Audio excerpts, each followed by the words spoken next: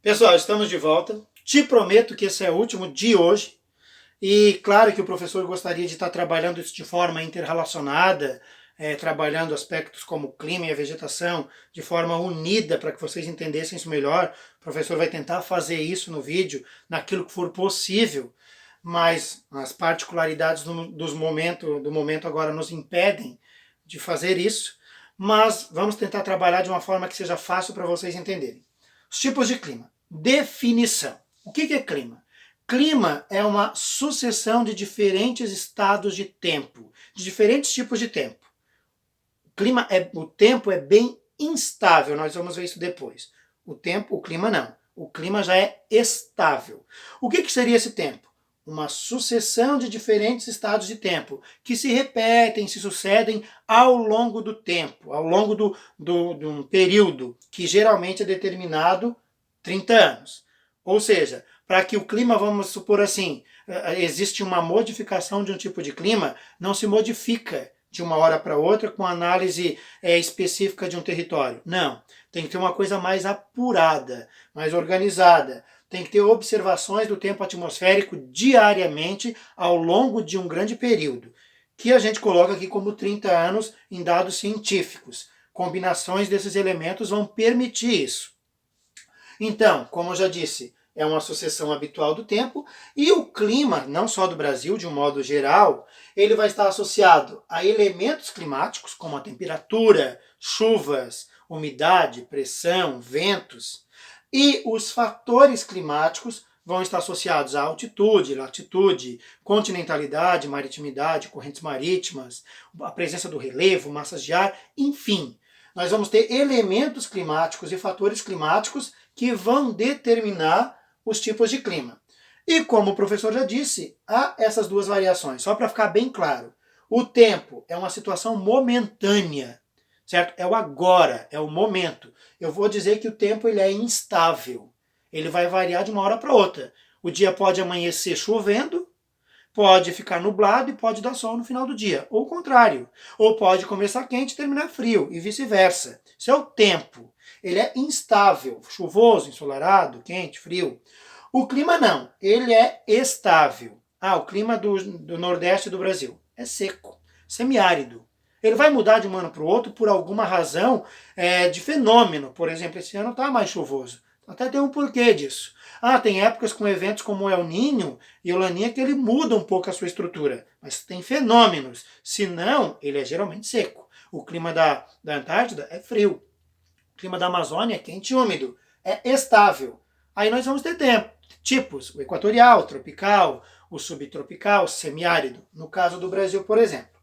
Aí falando do tempo, eu posso dizer assim, o tempo hoje está nublado. Posso dizer o clima está nublado. O tempo está nublado. Está nublado agora, por exemplo. Mas nada impede que até o final da tarde de hoje chova ou abra o tempo, ou ele fique ensolarado. O clima não. O clima do Rio de Janeiro é tropical litorâneo e ele tem particularidades que nós vamos ver depois quais são as particularidades desse clima tropical úmido, tropical atlântico ou tropical litorâneo, que é a mesma coisa, que é o clima do Rio de Janeiro, por exemplo. Nós temos fatores que interferem, modificam, afetam na formação do clima. No caso do Brasil, é claro que se a gente analisasse o mundo, nós teríamos outros aspectos aqui em presença também. Nós temos a altitude e a latitude, que não são a mesma coisa, nós já vamos ver, mas talvez tu já saibas. A continentalidade e a maritimidade, nós temos essa presença também. A temperatura e umidade, que embora sejam elementos climáticos, eles vão influenciar nas massas de ar. O relevo, a vegetação e as correntes marítimas, certo? Tudo isso que nós estamos vendo aqui afeta, modifica, interfere no clima do Brasil. Além de fenômenos como El Niño, Laninha, fenômenos meteorológicos como as zonas de convergência, que nós vamos trabalhar as duas. Bom, vamos partir para a altitude. Uma coisa bem simples aqui. Quanto mais alto, mais frio. Isso é uma tendência mundial, não seria diferente no Brasil. Até mesmo nas áreas próximas à linha do Equador, nas altitudes mais elevadas, à medida que tu vai ganhando altitude, vai diminuindo a temperatura. Por quê? Porque tem a ver com a atmosfera aquecida com a radiação. Para tu entender de uma forma simples, sem linguagem técnica aqui, vamos dizer que o planeta ele começa a se aquecer de baixo para cima. Por quê? A radiação solar, ela vem do Sol em direção à superfície, ela vai pegar as partículas que estão em suspensão, a umidade, por exemplo, que está lá próxima da superfície do mar, das áreas planas. Se a gente analisar o planeta, ele é muito mais plano por causa dessa presença do mar. Então, vai pegar essas partículas que estão em suspensão e a superfície vai aquecer, vai começar a liberar calor de baixo para cima. Quando chega nas partes mais altas, não tem tanta essa quantidade de partícula em suspensão. Então, nos leva aqui que ele começa a se aquecer de baixo para cima. A gente vai chamar isso de albedo, certo? É um termo que é utilizado para isso. As áreas mais altas, elas vão ter menos insolação, menos radiação do que as áreas mais baixas. Se a gente analisar esse sentido, vamos pensar que sim, sem incidir a superfície, vamos dizer que o raio solar ele não atingisse a superfície e não atingisse qualquer partícula em suspensão, não alteraria em nada a temperatura. Nosso planeta seria frio, por exemplo. A altitude, nesse sentido, ela vai variar nessa graduação aqui, ó. Dados científicos mais uma vez, tá, pessoal? A cada 0,6, a cada 100 metros, o planeta vai diminuindo em torno de 0,6 graus. Vamos arredondar isso. É comum isso estar nos livros de forma arredondada. A cada 200 metros, diminui 1 grau na temperatura. Claro, analisando só a altitude. Vamos pensar que não existe mais nada. O fator altitude é o único que a gente está analisando aqui. Tu estás a 0 metros, lá no nível do mar. Vamos dizer que tu tem 17 graus lá no litoral. Se tu vir para Rancho Queimado, é 800 metros. Então tu vai ter 4 graus ao menos. Vai ser 13 graus em Rancho Queimado. Aí tu vai vir para Alfredo Wagner, vai estar a 600 metros. Vamos arredondar. Vai ter 3 graus a menos do que em Florianópolis. Na pracinha, 400 metros. Vai ser 2 graus a menos do que em Florianópolis, analisando somente a altitude. A gente não está pensando aí em estação do ano e mais nada, tá? Aqui uma figurinha só para tu entender melhor. Região de Santos, São Paulo, Serra do Mar, a região metropolitana de São Paulo, Serra da Mantiqueira e Campos de Jordão, certo? Aqui na região litorânea vai ser muito mais quente do que lá em Campos de Jordão, que inclusive tem um clima muito parecido com o nosso, certo? Apesar, tem umas características climáticas, apesar de estar fora, vamos dizer assim, dessa área subtropical. Um outro fator é a latitude. Latitude é a variação em relação à linha do Equador. Quanto mais próximo da linha do Equador, quanto mais próximo da linha do Equador, mais quente, maior é a intensidade de calor. Quanto mais distante da linha do Equador, vamos pensar lá no Círculo Polar Ártico, nós vamos ter uma menor intensidade de calor. O Sol aqui vai pegar de forma mais perpendicular, de forma mais direta, vai ter mais insolação. Lá em cima vai ter menos insolação. O Sol vai pegar de forma mais inclinada. É como se tu pegasse uma lanterna e focasse ela numa parede escura. Se tu focar ela reta, vai iluminar uma área. Se tu focar ela inclinada, vai iluminar uma área maior, mas vai ter menos intensidade de calor. A latitude, nesse sentido, ela também influencia na temperatura. Quanto mais distante do Equador, mais frio. Saindo do Equador em direção aos polos, mais frio. É um outro fator que vai influenciar nos tipos de clima.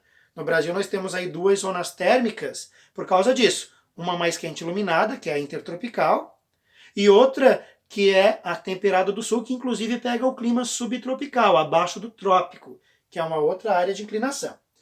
A maritimidade e a continentalidade, que tem a ver com a distância, continentalidade, a proximidade, a maritimidade em relação ao mar. A continentalidade vai ter uma amplitude térmica maior e a maritimidade uma amplitude térmica menor. Só para lembrar o que é amplitude térmica, é a diferença entre a temperatura maior e a menor. Vamos pensar no verão, numa área de verão. A temperatura durante o dia e a noite ela varia menos. Se a gente pensar no inverno, ela varia mais já, a diferença de calor durante o dia e a noite. Isso também acontece se a gente analisar as áreas próximas ao mar e as áreas próximas ao continente. Quanto mais próximo do mar, menor a minha amplitude térmica, vai variar menos a temperatura. Quanto mais distante, vai variar mais. Quanto mais próximo, varia menos, quanto mais distante, vai variar mais. A quantidade de chuvas também vai ser um pouquinho diferente. As chuvas vão ser mais distribuídas, mais abundantes, próximas ao mar. Agora, por que aumenta mais e diminui mais essa amplitude térmica? porque a água e a terra elas têm uma composição diferente na temperatura. Vamos pensar de uma forma, de novo, a grosso modo. A água ela demora mais para se aquecer, mas ela demora mais para se resfriar.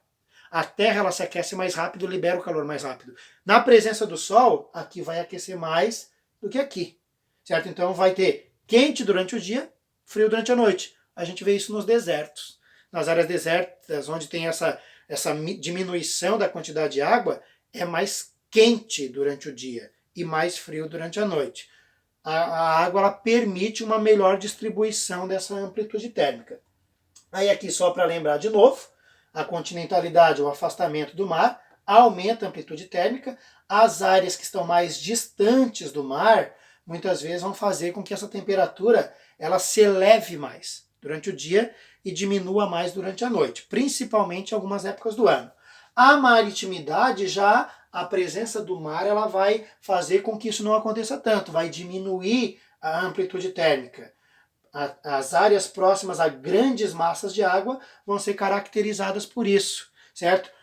Por invernos, vamos dizer assim, menos rigorosos que no verão. Se a gente pegar Florianópolis, que está lá perto de uma área de mar e de baixa altitude, vai ter um inverno menos rigoroso, por exemplo, que a região de São Joaquim, que tem, claro, uma mais alta altitude, ele é mais alto, mas também está mais distante do mar. Beleza? Fatores que ainda influenciam no clima é a vegetação. A vegetação ela ameniza a temperatura. A gente percebe isso se a gente sair de uma área de uma grande cidade e for para uma área mais de interior, onde tem vegetação preservada. Tu consegue perceber isso muitas vezes na própria cidade que tu mora, na nossa aí. Na área de verão é muito quente, agora se tu for para uma área mais de interior, com presença de vegetação, essa temperatura ela vai amenizar bastante. Se a gente vai analisar uma grande floresta como a Amazônia, isso é muito comum. Se a gente analisar uma área de taiga lá no norte, que já é uma área naturalmente mais fria, isso também já é comum. Se a gente analisar uma área de gelo, também vai ser comum. Vai diminuir essa vegetação, ela vai amenizar a temperatura. Se a gente analisar uma área desértica, a gente vai perceber isso, a ausência da vegetação interferindo diretamente na temperatura. E um outro fator que nós temos é o relevo. Não estou falando aqui da altitude, tá, pessoal? Do relevo como barreira mesmo. O professor até colocou uma representação aqui. Aqui uma área, vamos dizer assim, de depressão, certo? Uma área de planície, depressão. Aqui também uma área de planície. E aqui uma área de relevo, de planalto. O vento úmido que sai do litoral, ele chega nessa barreira de montanha e muito dessa umidade vai fazer chover aqui. É a tal da chuva orográfica. Chove por causa da barreira de montanha. Quando os ventos conseguem cruzar o relevo, eles chegam nessa área aqui seca. A gente vai ter um exemplo muito característico disso no Nordeste, certo? Vamos pensar em real. Aqui nós temos o litoral nordestino, aqui nós temos o Planalto do Borborema, que nós trabalhamos ele lá na aula do relevo, o Planalto do Borborema, e aqui nós temos a área do clima semiárido. Aqui tem uma grande função do porquê que chove menos ali. É claro que esse é um dos fatores. Nós temos outros, mas aqui nós temos um. Então, uma área de vegetação, vamos pensar na Mata Atlântica, se a gente pensar em litoral brasileiro. Aqui nós temos uma área de relevo, Serra da Mantiqueira, Serra do Mar, Serra do Espinhaço, Chapada Diamantina, Planalto do Borborema, se a gente for seguindo o relevo brasileiro, começando na Serra do Mar, Serra da Mantiqueira, região sudeste, Serra do Espinhaço, Minas Gerais, Chapada Diamantina na Bahia, região nordeste, a Planalto do Borborema. A gente tem isso daqui, essa formação, Mata Atlântica, e aqui a gente já vai ter, por exemplo, o Cerrado, na região centro-oeste do Brasil. A gente vai ter, não é o exemplo da figura, mas a gente vai ter a Caatinga, na região nordeste do Brasil, por exemplo. O relevo interferindo. Mais uma vez, não é só o relevo. Está tudo muito interrelacionado, tá, pessoal? E um outro fator, o professor colocou aqui um mapa do mundo para ter uma noção clara, mas o mapa do mundo aqui ele representa essas correntes marítimas. A corrente de Humboldt, que vai fazer com que aconteça o deserto do Atacama, no Chile, a corrente aqui de Falklands, deserto da Patagônia, na América do Sul, tem outros fatores também, mas esse é um dos principais. A corrente da Califórnia, o deserto da Califórnia. A corrente de Benguela, o deserto do Kalahari na África. Aqui, o deserto do Saara tem a ver um pouquinho com corrente fria também, mas tem a ver também com a continentalidade, está muito distante do oceano. Bom, o grande deserto de Vitória. As áreas desérticas, elas têm essa característica, por quê? Porque elas estão associadas à aridez, certo? Elas estão associadas a essa corrente, ela puxa a umidade. Vamos pegar aqui uma corrente quente, a do Brasil, vai fazer com que eleve a evaporação, vai evaporar mais que o necessário, que o normal, vai evaporar, vai formar nuvens e vai chover. Os ventos vão empurrar essa umidade para o território. Pensando aqui no caso do Brasil. Pensando aqui no caso da corrente do Humboldt, deserto do Atacama no Chile, acontece o contrário. A corrente marítima, ela puxa a umidade para si. Então a umidade que está aqui sobre o território, ela faz como se fosse um imã, puxando essa umidade para si. Isso vai fazer com que se formem esses desertos. Aqui ainda a gente vai ter a particularidade do relevo, a Cordilheira dos Andes afetando nesse sentido também, impedindo com que a massas de ar aqui que se formam na Amazônia possam seguir para lá, certo? Então, é um outro fator. Mas as correntes marítimas, elas influenciam nisso. Na atividade econômica, elas também vão influenciar em alguns tipos de peixes que vão seguir determinadas correntes marítimas. Mas como a gente está trabalhando aqui uma área mais física ou natural, ela tem esse sentido, certo? A corrente de Humboldt, ela vai estar associada a isso, essa formação de áreas desérticas, muitas vezes. A corrente de Humboldt é um exemplo disso. No Brasil, nós temos três correntes que influenciam. O sul do Brasil aqui, a corrente de Falklands, que pega um pouquinho ali da região sul, Rio Grande do Sul. A corrente das Guianas, nessa região aqui, sentido norte do território. E a corrente do Brasil, que pega aqui no sentido nordeste e vem em direção ao sul. Essas duas aqui quentes e a de Falklands, principalmente no inverno, frio. Massas de ar. No Brasil nós temos 5 massas de ar que atuam. Primeiro, o que são massas de ar? Massas de ar são grandes volumes de ar com as características semelhantes. Grandes porções de ar com características semelhantes. Que características semelhantes? Temperatura, umidade, pressão. E tem a ver com aonde elas se formam. A temperatura, uma massa de ar que se forma na região polar, ela vai ser fria. Uma massa de ar que se forma na Amazônia vai ser quente e úmida. Uma massa de ar que se forma no Atlântico, na região da linha do Equador, úmida, região do Atlântico, e quente porque ela se forma numa região equatorial, certo? Então ela pega essa característica, essa particularidade da onde ela se formou. E no Brasil nós temos 5 massas de ar que atuam. 4 no verão, 4 principalmente que atuam no verão, e 5 que atuam no inverno, certo? Quais são elas? A massa equatorial continental, nessa região aqui, a massa equatorial atlântica, a massa tropical atlântica, nessa região, a massa tropical continental, nessa região, e a massa polar atlântica, principalmente no inverno, especialmente na região sul do Brasil, ela atua nessa região. Se a gente analisar o verão, a gente já pode já ver que não percebe essa presença dessa massa polar atlântica. Não é que ela não atue, ela atua mais moderada. Essa massa polar atlântica aqui, ó, ela é responsável muitas vezes por um fenômeno que acontece lá na Amazônia chamado friagem. Anota que tu vai precisar isso. É a massa polar atlântica que é responsável por isso. E nós podemos ver que essa atuação ela varia. Aqui, por exemplo, no verão, nós vamos ver ali os SICs depois, na sequência já, ela atua trazendo umidade até para o centro-oeste e sudeste do Brasil. Belezinha? Qualquer dúvida, manda mensagem ali para o professor. E nós temos 2 fenômenos meteorológicos, fatores meteorológicos, que são a zona de convergência intertropical e a zona de convergência do Atlântico Sul, certo? São 2 fenômenos meteorológicos que atuam. O que seria essa zona de convergência? Vamos pensar no termo já. Convergência. Converge.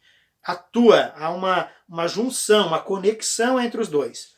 Então, na convergência intertropical, por que chove bastante nessa área aqui? Primeiro, a vegetação e a quantidade de águas que tem lá dentro. É uma bacia hidrográfica enorme. Evapora muita água. Chove bastante.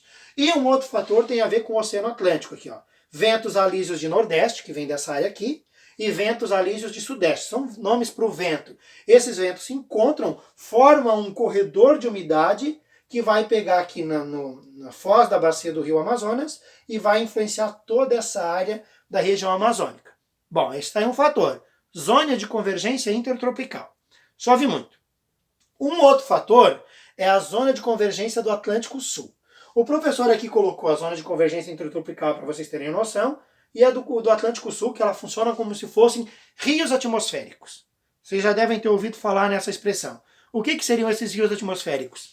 Grande quantidade de umidade que se forma aqui, elas são empurradas para a região centro-oeste e sudeste do Brasil, às vezes pegando até uma parte da região sul. São os tais dos rios atmosféricos. Aqui dá para ter uma noção melhor disso que eu estou falando. Essas áreas de instabilidade associadas às frentes frias que vêm aqui do sul do Brasil, elas têm uma conexão aqui, uma junção, e forma grandes áreas de instabilidade.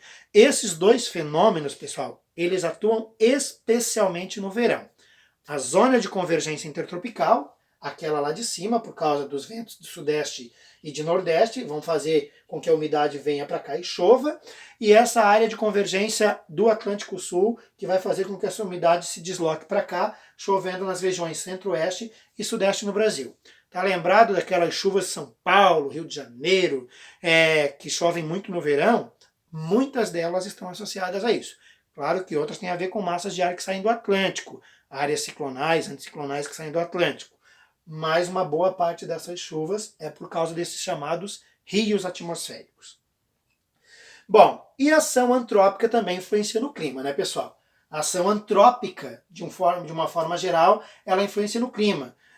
O aquecimento global provocado pelos gases poluentes, o desmatamento, a formação de represas, a formação de cidades, tudo isso afeta no clima de uma forma geral.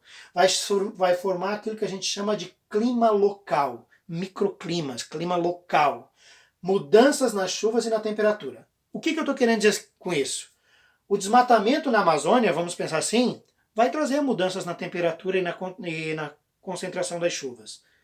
Existem estudos científicos que mostram isso.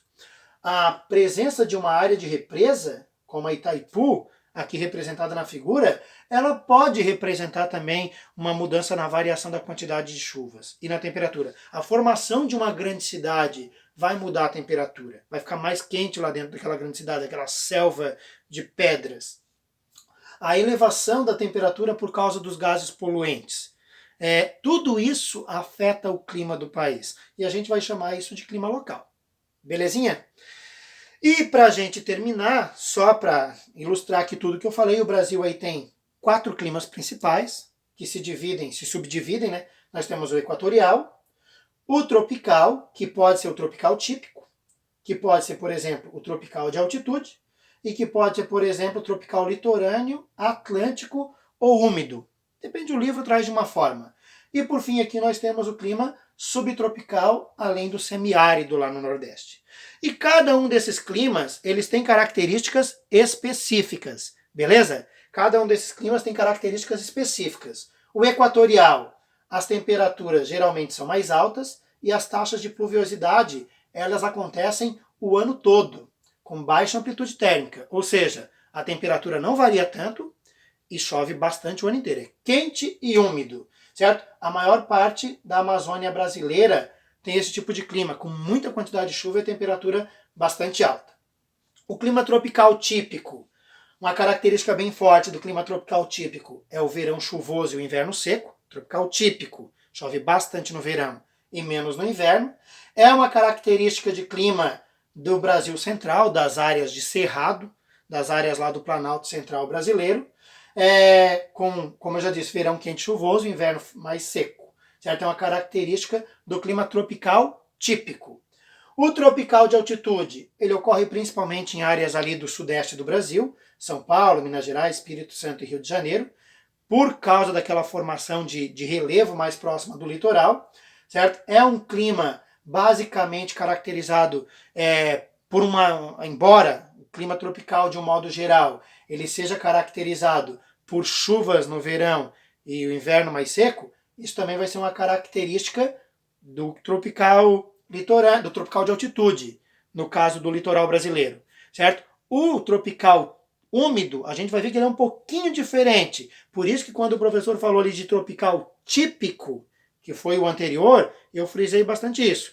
É que o verão é mais chuvoso e o inverno é mais seco, tropical típico. Mas isso não varia para todo o tropical no caso do Brasil. Nós temos variações de clima tropical.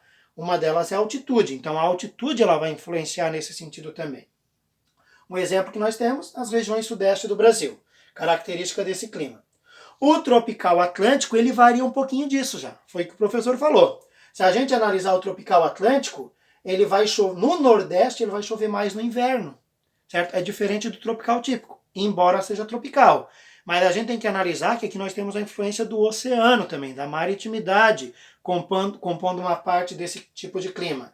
Ele está caracterizado no litoral brasileiro, especialmente no nordeste e no sudeste do Brasil, com esse tipo de variação climática. No nordeste chovendo mais no inverno e no sudeste chovendo mais no verão. O clima semiárido, característica principalmente do nordeste do Brasil, o nordeste é muito característico isso, temperaturas mais altas e chuvas mais irregulares, chuvas mais escassas, estiagens mais alongadas. Está acontecendo uma variação esse ano por causa, inclusive, desse Oceano Atlântico mais quente, que está fazendo com que vá mais umidade para aquela região, mas isso não é a característica do clima do Nordeste, é uma característica particular desse ano. O clima seco do Sul e o chuvoso no Nordeste desse ano tem muito a ver com essa particularidade. Um Oceano Atlântico mais lá na região norte, nordeste do Brasil, um pouco mais elevado. E isso faz com que aconteça mais evaporação. No caso do Nordeste, de modo geral, o clima é semiárido, certo? Chuvas mais escassas e regulares, e com temperaturas mais elevadas. Praticamente a mesma da Amazônia, de modo geral. A diferença é que ali é seco e na Amazônia é chuvoso. E o clima subtropical, mais caracterizado o sul do Brasil, a nossa região, certo? Temperaturas e chuvas regulares bem distribuídas. Esse, mais uma vez, é um ano atípico. As chuvas estão mal distribuídas, está chovendo menos que o normal. As estações do ano são mais definidas. No Brasil, se a gente analisar um território com estações do ano bem definidas, nós temos o sul do Brasil.